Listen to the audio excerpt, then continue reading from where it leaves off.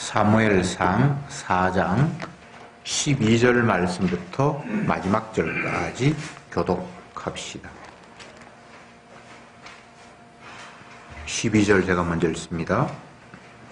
당일에 어떤 베냐민 사람이 진에서 달려나와 그 옷을 찢고 그 머리에 티끌을 무릅쓰고 실로에 이르니라. 그가 어릴 때 언니가 길겨 자기 의자에 앉았게 하기로 그 마음이 여호와의 괴로 인하여 들릴지어니라. 그 사람이 승인을 보며 고하며 온 성이 부르짖는지라. 엘리가 그 부르짖는 소리를 듣고 가로되 이 헌화하는 소리는 어쩌미뇨? 그 사람이 빨리 와서 엘리에게 고하니 엘리의 나이 98이라 그 눈이 부어서 보지 못하더라.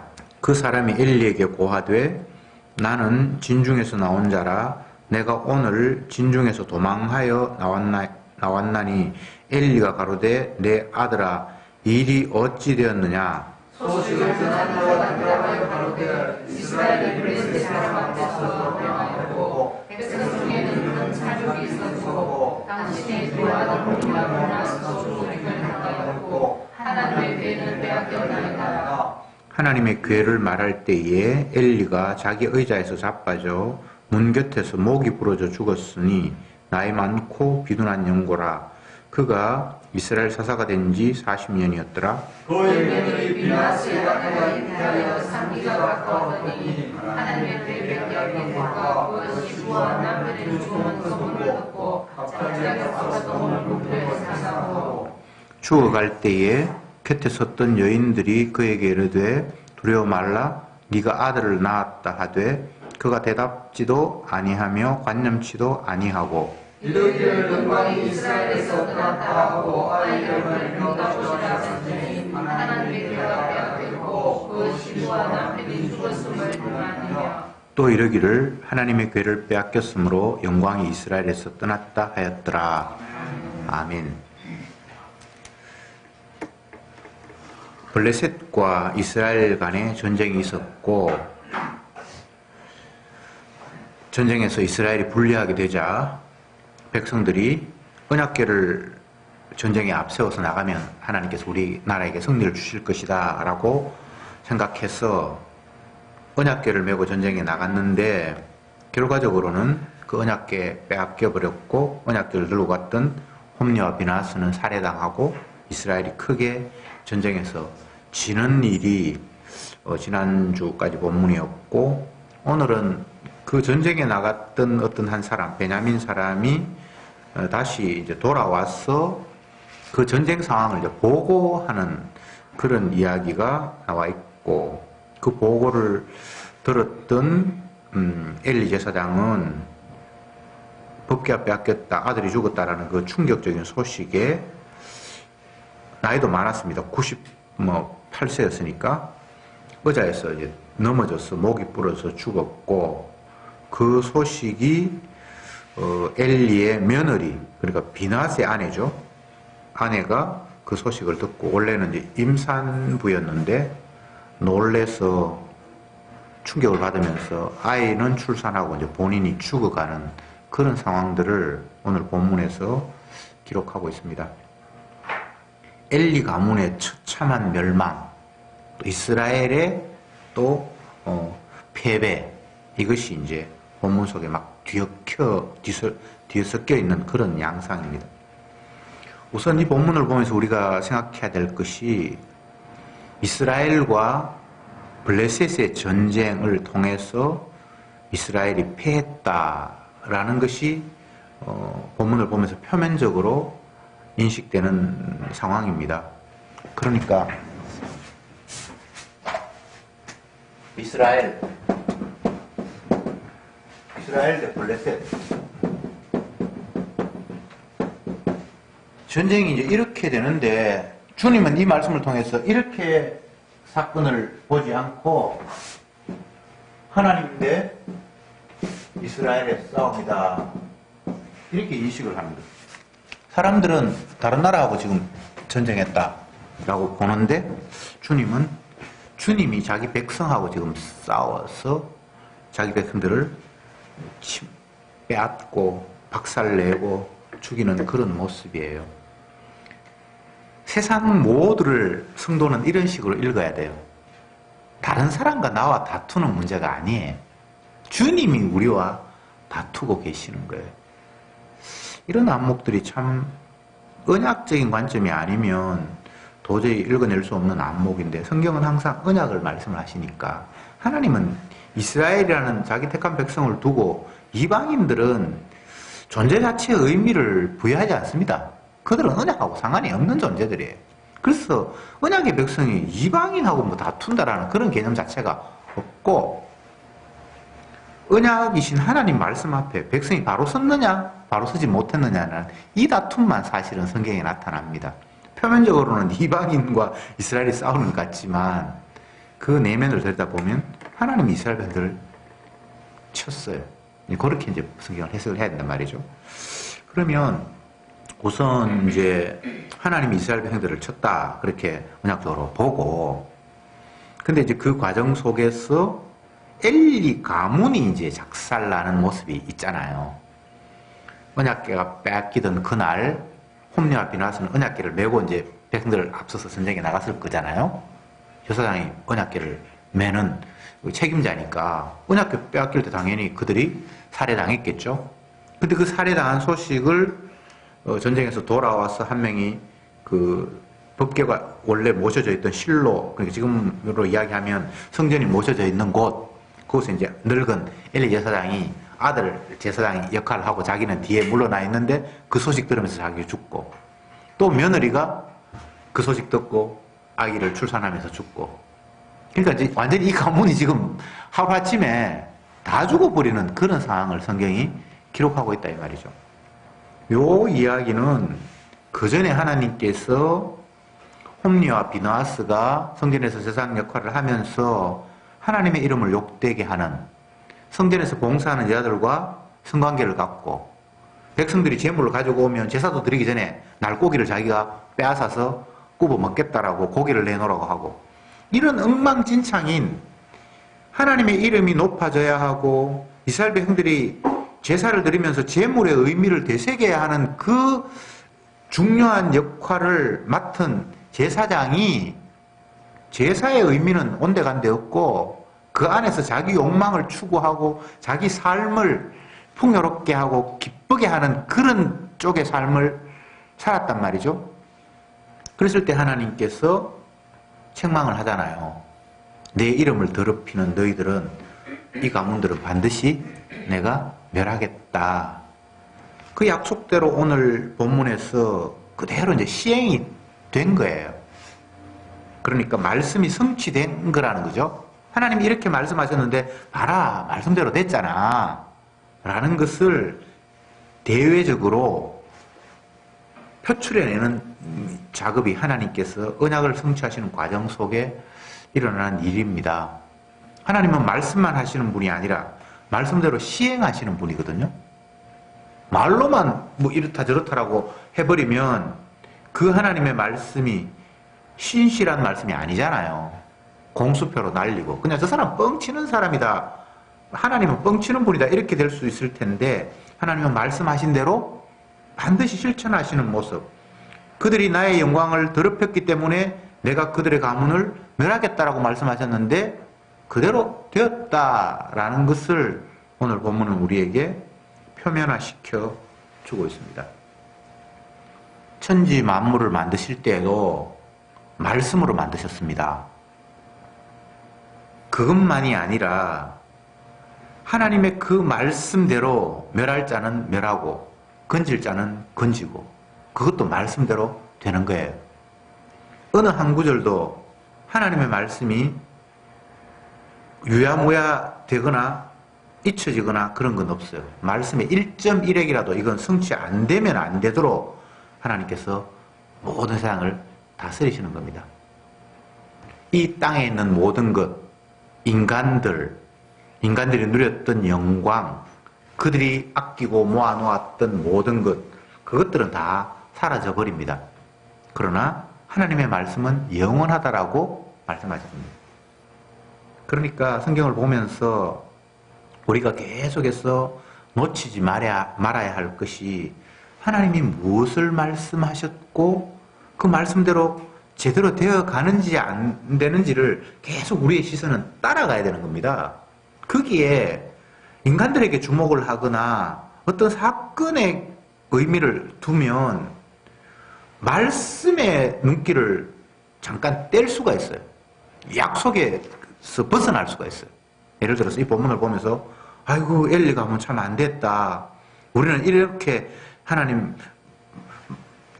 이렇게 우리 가문은 망하면 안 될 텐데 라고 이렇게 볼 때에 또 관심이 나에게 돌아오는 거예요. 하나님이 이 가문을 통해서 무엇을 말씀하셨는가 라고 생각해 보면서 아 말씀대로 됐네. 이렇게 이제 흘러가야 된다는 말이죠. 이 본문을 보면서 표면적으로는 엘리 가문이 박살났잖아요. 하루아침에 엘리 죽고 엘리의 두 아들 홈리와 비나스 죽고 또 비나스의 아내도 죽고 4명이 그냥 죽고 백성들이 이 모습을 봤고 그러면 당장 드는 생각이 아이고 그 가문 안 됐다. 아이고 그 집 참 안 됐네. 어느 가정이 신혼여행을 갔는데 그 자녀가 부모님도 한 번도 해외여행 못 갔는데 부모님 모시고 가자고 하면서 그래서 이제 엄마 아빠를 모시고 신혼부부가 여행을 갔다. 근데 여행을 가서 어느 지역에서 뭐 교통사고가 나서 다 죽었다. 만약 이런 소식이 들렸다면 그 소식을 듣는 사람들의 입장에서 뭐 친척이나 가까운 이웃이나 아는 사람들은 아이고 그 참 안 됐다. 뭐 이런 생각을 할 수 있잖아요. 이 본문을 보면서 충분히 엘리 가문을 안 됐다고 치근히 여길 수 있잖아요. 근데 그런 관점은 언약적인 관점이 아니에요. 하나님께서 이 엘리 가문을 멸하심, 또 이스라엘을 블레셋에게 패하게 하심이라는 이 구도를 통해서 말씀하시는 것은 무엇인가 하면 너희들이 내 말에 내가 약속한 언약에 신실하게 수용하고 받아들이지 않았다라는 이야기를 주님은 하시고 싶은 거예요. 말씀에 순종하지 않을 때 하나님이 그들을 벌하시겠다고 했는데 이들이 지금 말씀에 온전하지 못했다라는 결과가 전쟁에 패하고 엘리 가문이 죽는 모습으로 표출화된, 표면화된 거예요.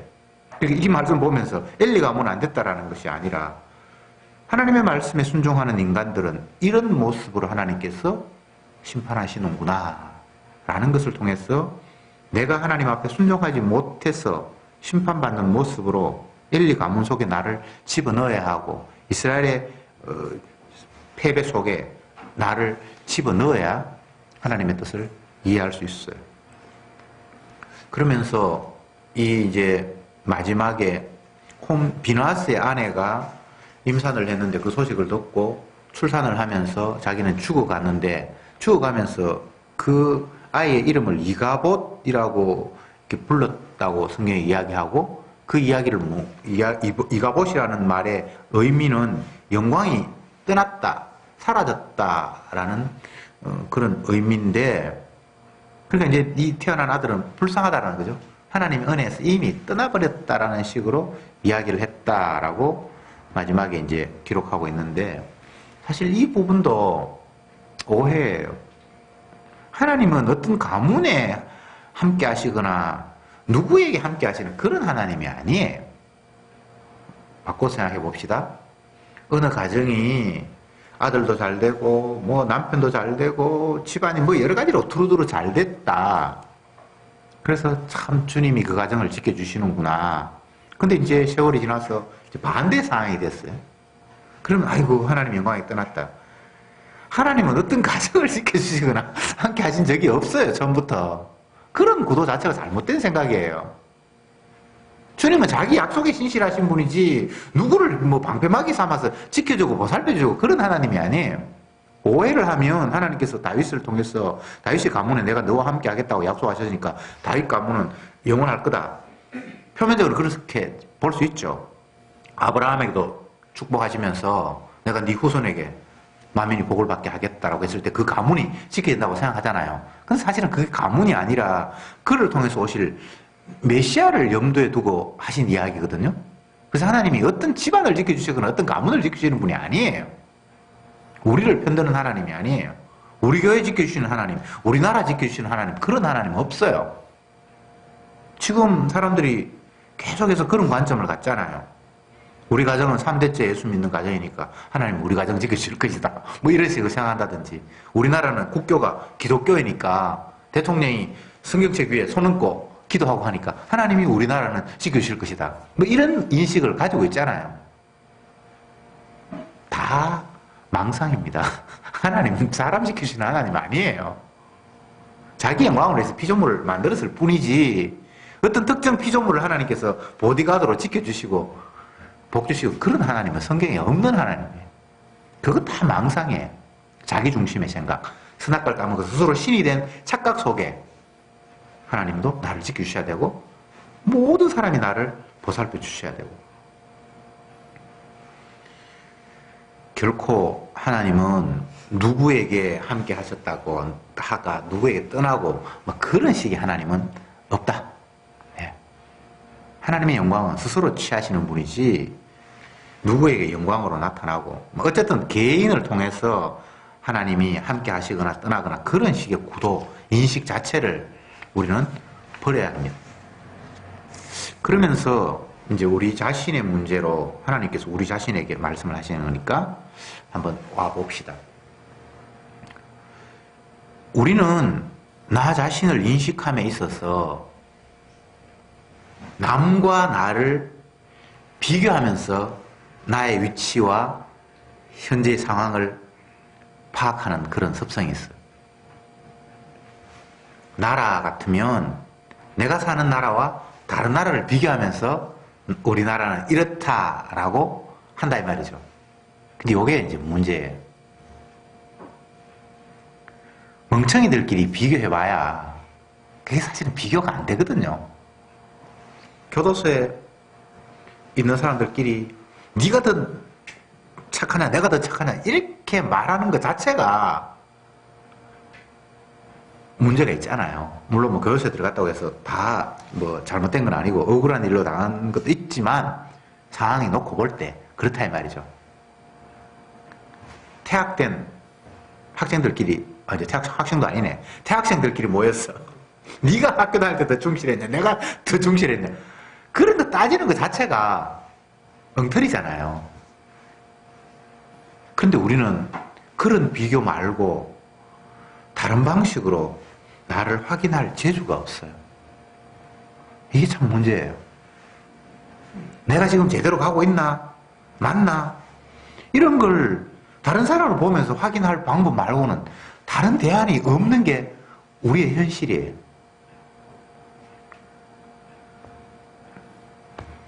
그런데 성경을 보면 진짜 제대로 된 인간, 하나님의 아들이 이 땅에 보내져요. 예수님만이 제대로 된 인간이에요. 하나님 보실 때에. 그리고 나머지는 다 인간 탈만 썼지 전혀 인간 같지 않은 인간이 살고 있는 거예요. 소경이 소경을 인도할 수 있습니까? 그럼 둘이 다 구덩이에 빠져요. 네가 소경된 지가 더 오래됐으니까 내보다는 더 길 잘 알겠지. 근데 눈 감기는 다 마찬가지예요. 그래서 인간과 인간을 비교한다는 이 자체가 바보예요. 이미 그는 고장나 있고 엉터리인데 그 사람을 보면서 아이고 내가 니보다는 낫구나. 반대로 아이고 저 사람 참 부럽다. 이 자체가 바보 멍청이 짓이라고. 다시 말씀드리지만 이 땅에 있는 모든 인간들은 이미 하나님 앞에 범죄를 했고 선악과를 따먹었기 때문에 하나님의 영광에 이르지 못하는 존재가 되어버렸어요. 그것을 창세기에서는 생명나무가 있는 에덴 동산으로부터 추방되었더라 라고 기록하고 있어요. 그 간단한 표현이 생명나무가 있는 곳에서만 하나님이 기뻐하시고 주님 영광 받으시고 영원한 생명이 주어지는 곳이에요. 근데 생명나무가 있는 곳으로 추방되어 버렸으면 그건 이미 살아있는 것도 아니고 숨 쉬든지 말하든지 뭐 데모를 하든지 그건 이미 살아있는 게 아니에요. 생명이 아니에요. 생명나무가 있는 곳에서만 생명이 있지 생명나무가 있는 곳으로 추방된 것은 그건 하나님이 생명으로 인정 안 해요. 그래서 죽었다라고 이야기하는 거예요. 이게 성경의 구도예요. 오늘날 선악과를 따먹은 인간의 죽었다라는 개념은 호흡이 끊어지거나 뭐 심장이 정지를 하거나 이런 의학적인 개념, 그런 개념을 가지고 있다면 하나님은 그런 의학적인 개념이 아니고 영생이 있는 생명나무가 있는 그곳으로부터 단절되었다라는 그 상황을 죽었다고 말씀하시는 거예요. 아시겠습니까? 예.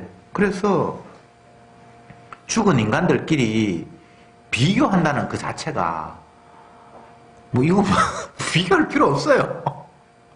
다 죽었는데 뭐. 그래서 살아계시는 진짜 하나님이 기뻐하시는 인간, 하나님의 아들 예수님과 나를 비교해야 제대로 내 모습을 확인할 수가 있잖아요. 제가 말씀 서두에 이스라엘 백성들과 블레셋 간의 전쟁으로 보면 안 된다. 하나님이 이스라엘과 전쟁하신 것이다. 제가 이렇게 이제 말씀드려요. 그게 언약적인 관점이라고. 블레셋과 이스라엘은 비교할 필요 없어요. 다 쓰레기인데 뭐 누가 누구를 이기고 말고 할 것 없어. 다 죽은 놈인데. 블레셋이 이겼다? 그러면 그들이 영원히 승승장구합니까? 아니잖아요. 그들 하나님께 버림받거든요. 그러니까 인간들끼리 비교하는 것 자체가 성경은 말하고 있는 게 아니에요. 그러면 왜 이스라엘을 두고 또 다른 나라를 뒀는가? 그냥 한 나라만 두면 되지 않는가? 이렇게 생각하는데 거기에는 이유가 있어요. 이방인과 이스라엘 중에서 이스라엘이라는 존재는 하나님의 약속이 주어졌다라는 그런 차이가 있어요. 이게 좀 중요한 거예요. 자, 잘 들어보세요. 모든 인간은 범죄를 했기 때문에 사실은 하나님 보실 때 이게 인간도 아니에요. 탈만, 껍데기만 인간이에요. 그런데 여기에 비해서 진짜 인간, 예수님인데, 하나님의 아들, 이분만이 제대로 된 거예요. 성경의 구도가, 하나님 말씀하시는 내용이 그런 거예요. 그러면, 인간이 내 모습을 보기 위해서는 제대로 된 인간과 나를 비교하면, 아, 나는 찌그러진 존재구나. 이게 껍데기만 이게 인간이지, 전혀 이게 인간 같지 않구나. 라고 이제 비교가 되는데, 이 찌그러진 것들끼리 비교해가지고, 네가 잘났나, 내가 잘났나 하면 비교 자체가 안 되는 거예요. 그게는 답이 안 나오는 거예요. 무슨 말인지 아시겠습니까? 주님이 언약을 통해서 그걸 말씀을 하시는데, 방금 제가 이제, 요거 이야기가 지금 자꾸 다른 걸 흘러가버리는데, 똑같은 죄인인데, 이스라엘과 이방 나라, 다른 나라. 이스라엘도 인간이라면 엉망이고, 이방 나라도 똑같은 엉망인데, 굳이 이렇게 나눌 필요가 뭐 있냐? 이런 질문이 나오잖아요. 근데 여기에는 하나님의 약속이라는 게 투입이 돼요. 이거는 약속 없어요. 여기에 이제 차이가 있는 거예요. 이스라엘이 잘났습니까? 잘난 거 없어요. 12제자가 훌륭한 사람입니까? 아니에요. 그런데 왜 나누어지는가? 라고 할 때 하나님의 약속이 한쪽에는 주어졌고 한쪽에는 없다라는 이런 차원에서 하나님께서 나누어서 생각을 하시는 거예요. 그러면 약속 주어졌으면 구원 얻는가? 그건 아니에요. 그건 아니에요. 하나님이 자기 뜻을 보여주시기 위해서 어떤 특정한 사람을 지정하셔서 그에게 약속을 담은 것이 차이지, 약속받았다고 해서 구원 얻는 게 아니에요. 이스라엘을 하나님 선택했다고 하잖아요. 그 선택이라는 게 구원받기 위해 선택한 게 아니에요. 하나님이 어떤 존재인지를 보여주기 위해서 선택된 자예요. 12제자가 뽑혀왔잖아요. 선택됐잖아요. 구원받기 위해 선택된 겁니까? 아니죠. 하나님이 어떤 분인가를, 그리고 인간이 얼마나 완악한가를 보여주기 위해서 그들이 뽑혀온 거예요. 계속 사람들이 오해하는데, 하나님이 이스라엘을 선택했다고 그러니까 나머지는 지옥 가고 그 사람들은 천당 가는 것처럼 그렇게 오해를 하는데, 그렇지 않습니다. 물론 영적인 이스라엘은 구원받아요.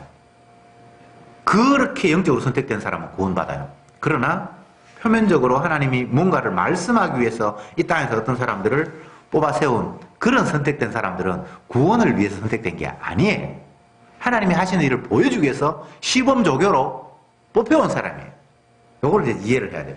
이게 이제 이해가 안 되니까 이스라엘 백성들은 다 구원 얻는다고, 지난주에 제가 친구하고 만났는데 그 이야기가 내가 얼마나 화가 나는지. 근데 지는 더 화를 내더라고. 지가 아는 게 확실한데 이 목사라는 이상한 신학을 이야기한다고 해가지고. 그 사람들은 이스라엘을 국가 이스라엘로 생각을 하고, 하나님이 이스라엘을 끝까지 결국은 건지겠다고 말씀하셨으니까 그들이 구원받아야만 합당하다고 철석같이 믿고 있는 거예요. 하나님이 이스라엘을 선택하신 이유는 구원 얻기 위해서, 그들을 천국 보내주기 위해서 선택한 게 아니고, 하나님이 어떤 분이며 인간이 어떤 존재인가를 보여주기 위해서 그들을 선택한 거예요. 그리고 영적으로 이스라엘이라고 이야기할 때 신약에서는 하나님이 택한 백성을 이스라엘이라고 하니까 그건 더 이상 일단 국가 개념하고 상관없습니다. 구원 얻을 모든, 하나님이 만세전에 자기 백성으로 삼으실 그들을 나중에는 이스라엘이라고, 영적인 이스라엘이라고 이야기하는 거예요. 그건 지상의 이스라엘하고 아무 상관없습니다. 예. 그것 좀 해놓고, 지금 이 이스라엘과 이방인을 굳이 나누시는 이유는 이스라엘은 눈을 떴고 이방인은 눈을 못 떴다, 그런 차원이 아닙니다. 다 까마귀인데 이 이스라엘에게는 하나님의 약속이 이제 그게 주어진 거예요. 그런 차이가 있는 겁니다. 자, 이제 다시 본문으로 돌아와서,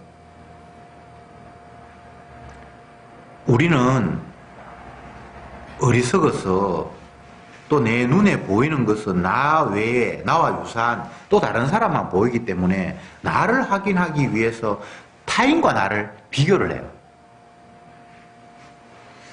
어느 집에 이사를 갔다고 해서 초청을 받아서 가봤더니만 그 집에는 뭐도 있고 이렇게 하면서 우리 집에는 없는데, 이렇게 이제 비교가 되면서 나도 그거 가져야 되겠다. 이런 식으로 우리는 남과 나를 비교하면서 쟤는 있고 나는 없고, 그 집에 가봤는데 집이 굉장히 넓어요. 근데 우리 집 쭉 비교하니까 한 2배가 되는 것 같아. 그러면 저 집은 부자고 나는 가난하고, 뭐 이런 식으로 우리는 나를 확인함에 있어서 남과 나를 비교하면서 나를 확인한다 이 말이죠. 말짱 꽝입니다. 그거 다 주님께서 말도 안 되는 거라고 하시는 거예요. 언약이. 그래서 나와 남을 비교하는 것이 아니라 제대로 된 인간 예수님과 너 한번 비교해봐. 그렇게 주님이 말씀을 주시고 이 세상의 여러 환경을 우리에게 닥치게 하시는 거예요. 그러면 예수님하고 나를 딱 비교해보면 이건 확실히 답이 나와요. 인간 같은 인간이 아닌 거예요. 나는 완전히 죄인인 거예요. 이건 살 가치도 없는 거예요.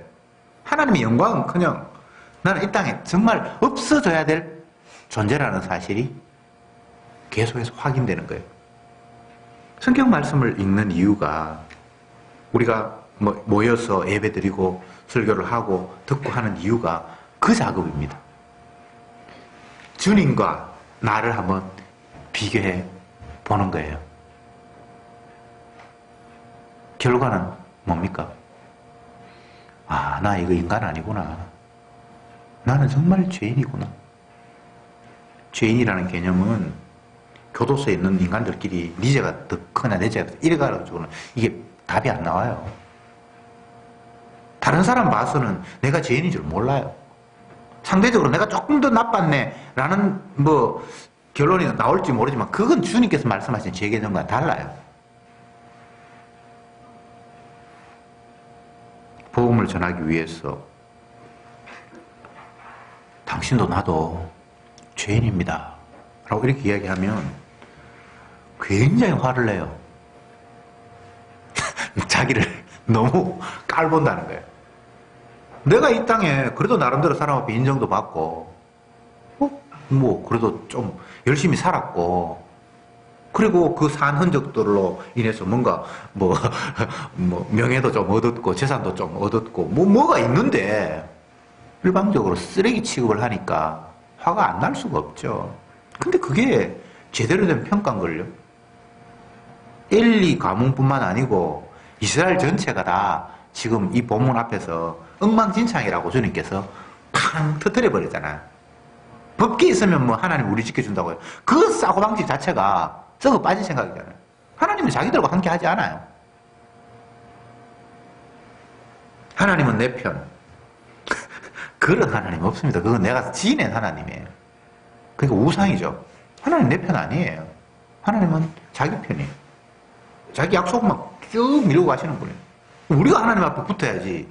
내 있는 자리에 주님 여 붙어라 여 붙어라 그러면서 내가 지금 손가락 내밀고 있는 꼴입니까? 하나님은 내 손가락 잡는 하나님이 아니에요. 내가 주님 안에 들어가야지.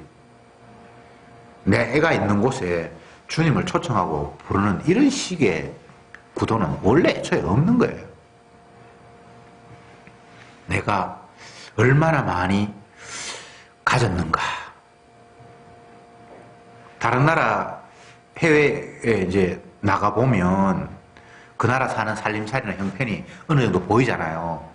가난한 나라들은 집이 허술하고 또 길거리에 이런 것들이 정비가 되어 있지 않고 사람들의 옷차림이나 이런 것들이 남루하고 상대적으로 경제적으로 부유한 나라들은 모든 게 다 정비가 되어 있고 깔끔하고 옷 입은 사람들도 보면 다 이렇게 깨끗하고 그런 비교가 있을 수밖에 없죠. 보면 알잖아요. 아, 이 나라는 못 사는구나.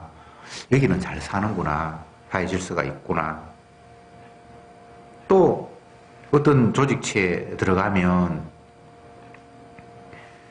장은 넓은 공간에 괜찮은 의자에 딱 앉아 있잖아요. 문 입구에 들어가면 수위 그런 사람들은 조그마한 박스 안에 있잖아요.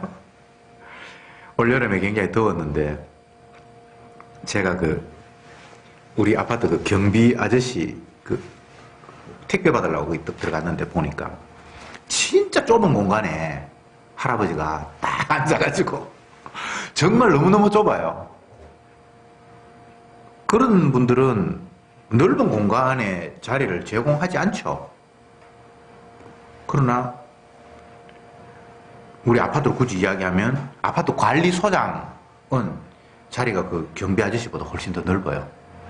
네, 관리실이 딱 있고요. 직원들이 있고 그 관리소장은 또 의자가 조금 크게 책상도 이렇게 넓게 있어요. 어떻게 하든 이 땅에서는 비교가 돼요. 지위도 높고 낮음이 눈에 보이고 또 소유가 많고 적음이 눈에 보이고 또 한 개인을 놓고 봐도 건강한지 아니면 저 사람은 건강이 약해 보이는지 그런 비교도 되고 뭐 어떻게 하든지 이 땅에서 인간들끼리는 비교가 돼요. 근데 그 비교 자체가 다 험한 거라고 제가 말씀드렸잖아요. 죽은 놈인데 생명이 없는 놈인데 누가 더 건강하고 누가 덜 건강하고 이게 하나님 보실 때 이게 웃기는 거예요. 그들의 소유가 생명과 연결되지도 못하는데 많이 가졌다 적게 가졌다라는 그 자체가 웃기는 거예요. 양식이 우리의 영양을 공급할 수 있고 또 그것을 먹어서 배부르고 하는 양식이면 있고 없고라는 게 의미가 있는데 그게 썩어 빠진 거라면 많다 적다라는 게 의미가 없는 거잖아요. 내 건강에 전혀 도움이 안 되는데 그게 막 썩은 게 잔뜩 있다. 어떤 사람은 썩은 게 조금밖에 없다. 그걸 가지고 많다 적다라고 이야기하는 그 자체가 그건 뭔가 먹을 수도 없는 것이고 아무런 연관이 없는 건데 그걸 가지고 많다 적다라는 게 웃기는 이야기잖아요. 성경을 보면 그런 이야기를 계속해서 하고 있는 거예요. 야, 이 바보들아. 도울 힘이 없는 인생이 네게 의지가 된다고 그를 기대고 의지하고 영원한 생명을 줄 수도 없는 썩어 빠질 양식을 구하면서 그걸 가지고 만내 정내 울고 웃고, 그거 먹어도 영생 못 얻는데, 이미 죽어있는 생명이 바뀔 수가 없는데. 그래서 결국은 온전하신 인간을 하나님 이 땅에 보내주시면서 그와 너를 한번 비교해봐라, 이렇게 이제 말씀을 하시는 거예요. 예수님과 우리를 비교해보면 우리는 인간도 아니죠. 죄인일 뿐이에요. 우리에게는 생명도 없고, 우리는 어둠이고 악으로 가득 차 있고, 예수님을 보면 생명의 빛이 나잖아요. 아, 하나님이 기뻐하시는 분은 바로 저런 분이구나. 그래서 결과적으로 주님은 우리에게 뭔가를 기대하지는 않아요. 죽은 사람한테 뭘 기대하겠습니까? 죽은 사람한테 똑바로 해! 정신 차려! 그렇게 이야기해봐야 안 되는 거예요. 치매 걸린 노인한테 아이고 어머님 쟤 모르겠습니까? 아무리 이야기를 해도 눈만 끔뻑 그거 안 되는 거예요. 우리는 오해하죠. 하나님께서 우리에게 말씀을 주시면 똑바로 정신 차려서 잘하라고 하시는 말씀처럼 우리가 이해하잖아요. 죽은 놈한테 그렇게 말하면 하나님 바보죠. 그렇게 말하지 않아요. 그렇게 했는 것 같이 느껴지는데 그렇게 말한 게 아니에요. 아니 하라고 하셨고 하지 말라고 하셨고 뭔가 행동을 촉구하는 말씀하셨는데요. 했죠. 그거는 우리에게 똑바로 하라는 이야기가 아니고 너는 죽었다 깨어나도 틀이 없는 존재라는 사실을 그냥 확인시키는 거예요. 이웃을 네 몸같이 사랑하라.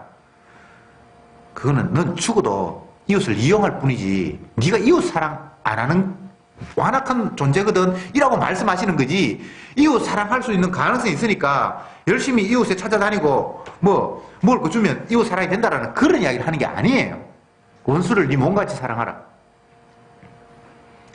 그게 말이 됩니까? 말 안 되잖아요. 우리 입장에서 불가능한 거잖아요. 모든 말씀이 다 그런 거라니까. 그러니까 내가 그만큼 하나님의 의도하시는 바와 멀어져 있다는 걸 계속 확인시키는 거지, 내가 할 수 있는 가능성이 있어서 그렇게 말씀하신 게 아니에요. 안식일을 기억하여 그렇게 지키라. 안식일을 왜 기억합니까? 내 살기 지금 바쁜데. 어쨌든 하나님의 말씀은 우리에게 행동을 촉구하는 게 아니라 아버지의 뜻과 너는 너무나 멀어져 있다는 것을 이야기하시는 거예요. 그래서 우리는 방법이 없어요.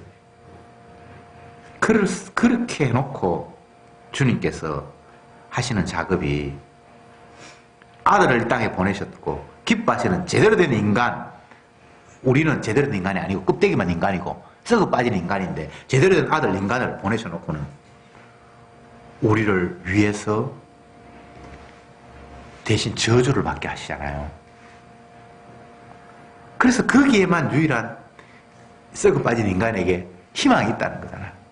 내가 어떤 행동을 잘했어가 아니고 진짜 하나님의 아들이, 하나님이 기뻐하시는 아들이 나를 대신해서 십자가에서 저주받아서 우리의 죄를 사할 수 있는 유일한 방법을 하나님께서 마련하신다는 거잖아요. 이스라엘 백성들이 그 이야기를 해줬어요. 너희들은 안 돼. 나라 망해야 돼. 근데 내가 남은 자를 남길 거야. 그거 다 멸망하는 가운데 내가 건질 자는 건질 거야. 어떤 방법으로? 아들이 대신 피 흘려서 저주받음으로 그 아들의 피로 내가 남은 백성을 건질 거야. 그 이야기를 성경이 끝없이 하고 있는 거예요. 언약궤 빼앗겨서 하나님의 영광이 떠났다고요? 아니에요. 언약궤가 함께 있다는 것이 내 물리적으로 나와 함께 있다는 그런 차원이 아니에요.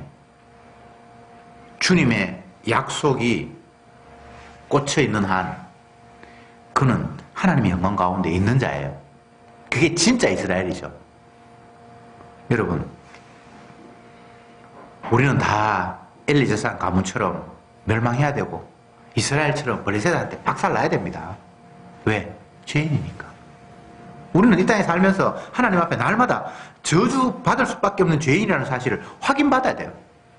뭐 일이 잘 풀리고 하나님께서 나와 함께 하셔서 뭐 모든 일이 잘 되고 이런 게 아니라 하는 족족 주님 앞에 심판의 대상이라는 사실을 날마다 확인받아야 돼요. 그걸 피할 수는 없어요. 그래서 우리는 내 스스로에게 복이 떨어져야지, 나는 행동 잘해서 복 받아야지, 은혜 받아야지, 나는 이 땅에서 일을 잘 풀려야지라는 그런 생각 자체가 이거는 불경한 거예요. 그거는 말이 안 되는 거예요. 죄의 작성 사망인데, 죄 지은 자는 벌 받아야 되는데, 우리는 날마다 죄를 짓고 있는데 내가 복을 달라고 하는 거, 이거는 아예 자체가 우물가에서 숭늉 찾는 거하고 보다 더 이상한 거예요. 말이 안 되는 거예요. 그래서 우리는 그런 걸 기대하는 것이 아니라 이런 저주받을 나에게 하나님의 아들이 나를 대신해서 저주를 받았다라는 거기에 우리의 관심이 가야 되는 거예요. 그래서 그것만이 우리에게 유일한 소망이에요. 행동 똑바로 잘하는 게 내게 소망이 아니고, 저주받을 나를 대신해서 하나님의 아들이 저주를 받아서 나를 저주해서 해방시켜 주셨구나. 그래서 성도는 예수 그리스도의 십자가에 피가 있는 한 그에게 더 이상 저주가 없어요. 내가 이 땅에 고생한다고 해서 그 저주 아니에요. 아들이 뭐 어떻게 됐고 뭐 누가 병들고 그거 성도에게 저주 아니에요. 그럼 뭔데? 원래 내가 저주받아야 마땅하다라는 사실을 표면적으로 확인시켜주는 거예요. 내가 늙어가고 뭐 이 땅에서 뭐 일들이 막 여러 가지 일어나잖아요. 그것들은 내가 마땅히 저주받아야 되는 존재라는 사실을 확인시켜주는 차원이지. 그게 진짜 저주 아닙니다. 여러분 사업 망하고 죽어도 그거 저주 아니에요. 성도는. 성도 아닌 사람은 저주 맞아요. 용서가 없으니까 그거 자체가 끝이에요. 그러나 성도가 고난받고 이 땅에서 뭐 어떤 일을 당하는 것은 저주가 아니라 원래 나는 저주받아야 되는데 라는 걸 확인시켜주는 차원이에요. 그런데 이미 예수님이 십자가에 피를 흘려버렸어요. 그가 채찍에 맞았어요. 그래서 이미 우리는 나음을 얻었어요. 그러니까 나음을 얻은 사람이, 이미 용서받은 사람이, 저주에서 해방되어서 이미 복 안에 들어온 사람이 원래 내 모습 확인하라고, 원래 나는 이런 존재가 아닌데 저주받아야 되는 데는 확인하라고 이 땅에서 고난이 있고 아픔이 있는 거예요. 그래서 그 고난, 아픔은 기쁨이 이미 영광 안에 들어왔기 때문에 그거 아무것도 아닌 거예요. 오히려 은혜를 더 극대화시키는 거예요. 내가 이렇게 저주받아야 되는데 주님의 피로 내가 용서받았구나라는 것을 더욱더 크게 깨닫는 계기가 되는 거예요. 그래서 성도는 범사에 감사해요. 사도 바울이 일이 잘 풀려서 뭐 육체적으로 아무 염려가 없어서가 아니라 온갖 어려움들을 다 겪고 있는데 방금 제가 이야기했던 이런 구도가 자기에게 덮쳐오니까 이래도 감사, 저래도 감사. 왜? 그리스도 예수 안에서는 정죄함이 없기 때문이죠. 기도합시다. 모든 사람이 죄를 범하였음에 하나님의 영광에 이르지 못하더니 이것이 우리의 운명입니다. 그런데 그리스도 예수 안에 있는 능력이, 그 피의 능력이 우리를 죄에서 해방시켰다는 놀라운 복음을 저들에게 안겨주시니 참으로 감사합니다. 가능성 없는 나에게 희망을 거는 것이 아니라 나를 대신하신 예수님의 그 희생에 우리의 모든 가능성을 두는, 그리고 그 피를 감사하고 자랑하는 저들 되게 해 주옵소서. 예수님의 이름으로 기도합니다. 아멘.